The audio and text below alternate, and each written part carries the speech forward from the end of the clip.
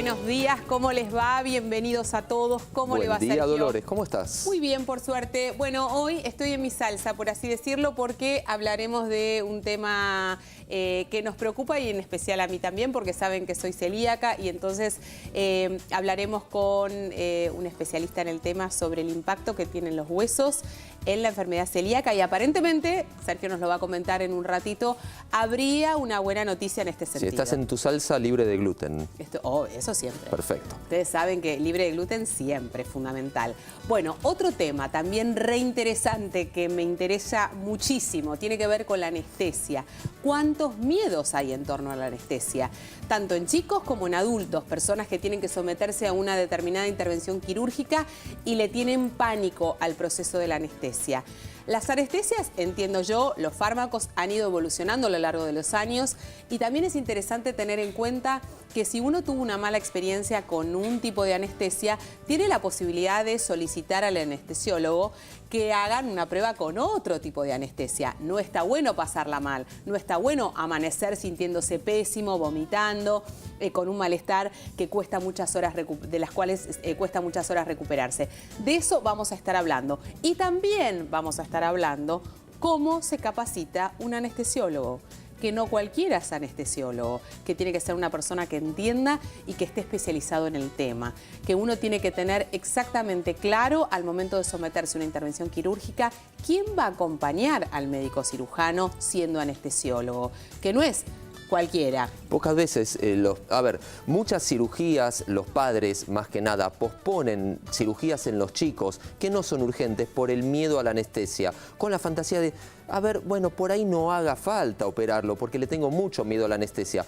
Pero la gran mayoría ni siquiera conoce al anestesista, conocen al cirujano, conocen al pediatra, que es el que lo deriva. ¿Y el anestesista quién es? ¿Es un ser anónimo o tenemos posibilidad de ir, pedir un turno con el anestesista? Perfecto, y tenemos el derecho, más que la posibilidad de pedir un turno con el anestesista y conocerlo, ver qué es y que nos explique paso a paso qué es lo que va a pasar. Más que nada, cómo se duerme y cómo se va a despertar el chico. Esto que es un tema fundamental, especialmente cuando uno entrega, por así decirlo, un hijo a una camilla, a una mesa de quirófano y es una sensación bastante desagradable. Horrible. Puedo decirlo, es bastante desagradable. Pero como bien dice Sergio, si uno tiene las herramientas para estar seguro, para saber cuáles son los procedimientos, etcétera, etcétera, esto siempre mejora la situación. Así que en un ratito estaremos profundizando en este tema. Recuerden que también en la columna del Dr. Snieg estaremos hablando de cómo llevar a los chicos en un automóvil. Algo que parece tan sencillo, pero que no lo es porque no lo hacemos y porque muchas veces confundimos la manera que tienen que ir, por ejemplo, los bebés en el auto. ¿Cómo deben viajar? Con cinturón de seguridad, con qué tipo de silla, cuándo va cuando va mirando hacia adelante y cuando va mirando hacia atrás. Sí, es importante ver cómo van los chicos en el auto. Si el chico no va debidamente sujetado en el auto en posición correcta, las chances de sobrevida en un accidente, en un choque urbano, son casi nulas. Muy bien. Vamos a decirte que como siempre te podés comunicar con nosotros escribiéndonos a facebook.com/Red de Salud, nuestro Twitter @Red de Salud TV y nuestros teléfonos 011-4535-0705 o 0706. Te podés comunicar a partir de este mismo momento. Vamos a comenzar, como todos los días, con la actualidad y la primera información dice: con una dieta especial reducen el deterioro óseo que producen las mujeres la enfermedad celíaca. 2 estudios, uno en el país y otro en Canadá, pero ambos con investigadores argentinos, abren nuevas perspectivas en la enfermedad celíaca y avanzan en uno de sus enigmas, las fracturas. De hecho, una revisión de 16 estudios publicados muestra que la enfermedad duplica el riesgo de quebrarse un hueso. Mientras aquí un equipo del Hospital Udaondo y del Instituto del Diagnóstico logró en un año contrarrestar en mujeres jóvenes el debilitamiento de los huesos que causa la enfermedad. Bueno, uno de los grandes temas, siempre que hablamos de la enfermedad celíaca, tiene que ver con el deterioro óseo, con la osteoporosis. Mujeres que a partir de los 40, 50 años empiezan a sentir este deterioro, no porque sea así, tenga síntomas particularmente, pero que a partir de determinados estudios uno puede verificar esta situación. Está con nosotros el doctor Vague, que es una eminencia en el tema, ya saben, y por eso yo decía que estaba en mi salsa, porque cada vez que viene lo vamos exprimiendo un poquitito más. Bueno, ¿cómo le va? Buen día. ¿Cómo te va, Dolores? Bien. A ver, ¿esto es una buena noticia? ¿Esto ha cambiado? ¿Qué es lo que pasó? No ha cambiado. La noticia de la afectación de los huesos de los pacientes celíacos es muy vieja, por lo menos tiene 20 años. Y creo que nuestro grupo ha contribuido mucho al reconocimiento de ese aspecto del deterioro de los pacientes no tratados.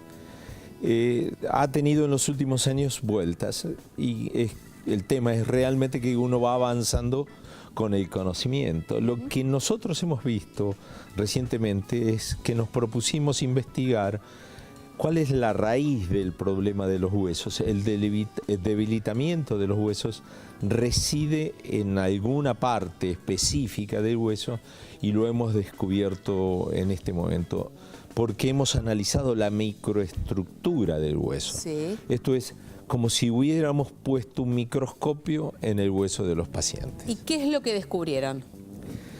Lo que hemos descubierto básicamente es que el mayor deterioro se produce en lo que se denomina el hueso esponjoso o trabecular.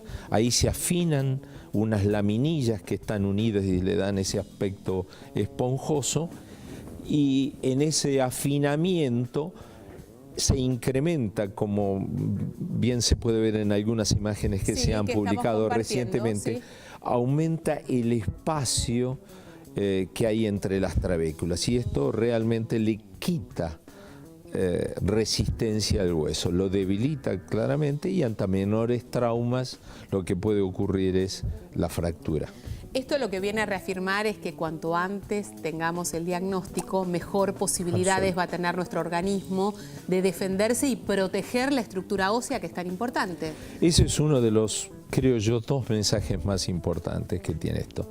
Primero, tres diría. El primer mensaje es que los huesos de los celíacos se afectan. El segundo mensaje es que se afectan en la medida que la enfermedad no está diagnosticada, o sea, a más tiempo de padecimiento de la enfermedad, más riesgo de deterioro de los huesos de los pacientes celíacos.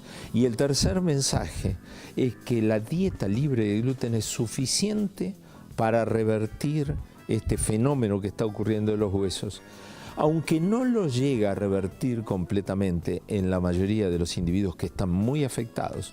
Lo que claramente se ve es que la frecuencia de fracturas se reduce al mismo riesgo que tiene un individuo normal de la misma edad y sin enfermedad celíaca. A ver, ¿se entiende? La persona que tiene diagnosticada la enfermedad celíaca a tiempo tiene la posibilidad de equiparar el riesgo con cualquier otro mortal, digamos. Y esto no es un condicionamiento en la medida en que se haga una dieta responsable, libre de gluten. Sí, claramente, cuando se evalúa el tiempo de iniciada la dieta libre de gluten, los individuos que cumplen parcialmente la dieta libre de gluten continúan teniendo un riesgo incrementado de salud, de fracturas.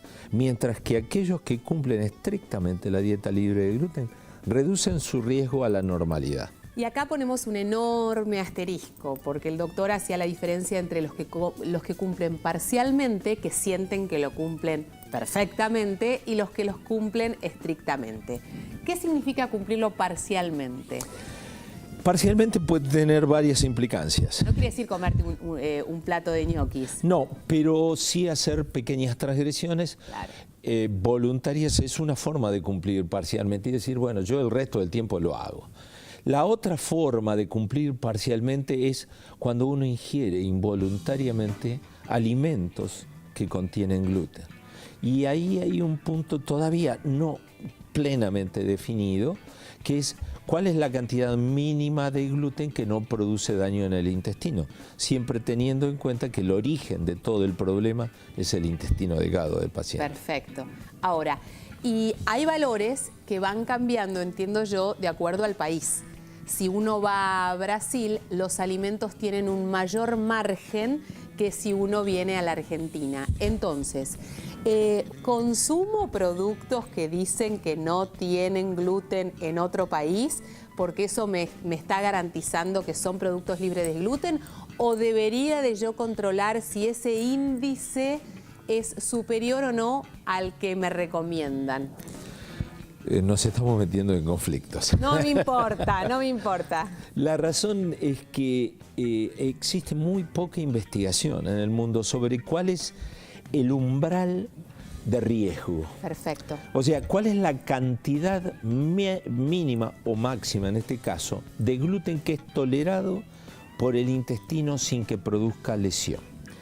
Y esto es en términos de población general, porque sí vamos a encontrar que hay individuos que son más intolerantes a menores cantidades que otros individuos que toleran mayores cantidades. Esto es un proceso inmunológico y como todo proceso inmunológico todavía resta reconocerlo adecuadamente. El problema es la legislación que existe sobre el umbral de seguridad del gluten.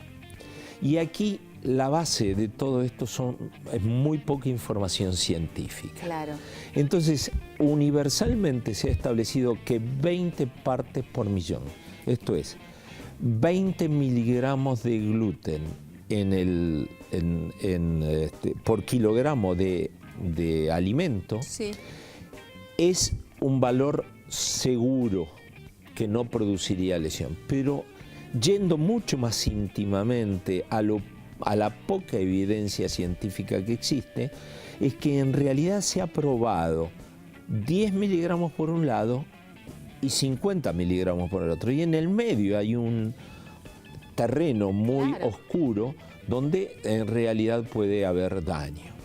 El asunto es que la mayoría de los métodos para detección de gluten en alimentos detectan cantidades que están por debajo de 20 miligramos, que es lo que universalmente se acepta. Argentina acepta 10 miligramos de gliadina, que son 20 partes por millón de gluten. Es equivalente una a otra cosa. Perfecto, está muy bien. Y en líneas generales, la gran mayoría de los enfermos no hacen daño con ingestas por debajo de esa cantidad. Pero esto es acumulativo. O sea, si yo tengo un producto que contiene 10 miligramos de gluten, lo único que puedo comer es 1 kilo de producto por día, que sería seguro, ¿no es cierto? Si yo por alguna circunstancia incorporo otros alimentos adicionales que tienen pequeñas cantidades de gluten, va sumando la cantidad. Exacto, exactamente. No sé si este concepto se entiende. Perfecto. Y acá viene otra de las grandes preguntas que tiene que ver con aquellas personas que tienen sintomatología y aquellas que no.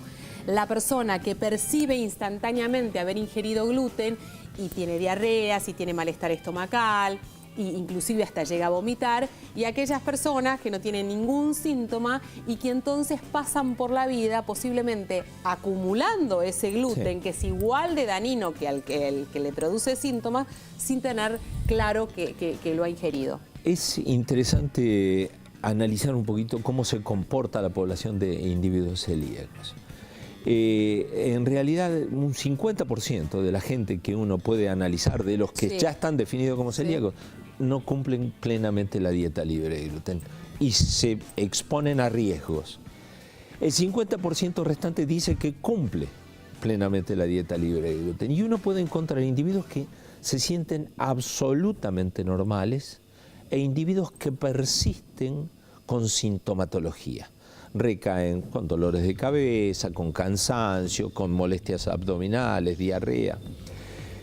En esas circunstancias, probablemente la razón de todo esto no sea un diagnóstico secundario que tenga el enfermo, colon irritable, sino o estrés o lo que quieran, sino que probablemente lo que están haciendo es consumiendo gluten en cantidades que son capaces de generarle sintomatología.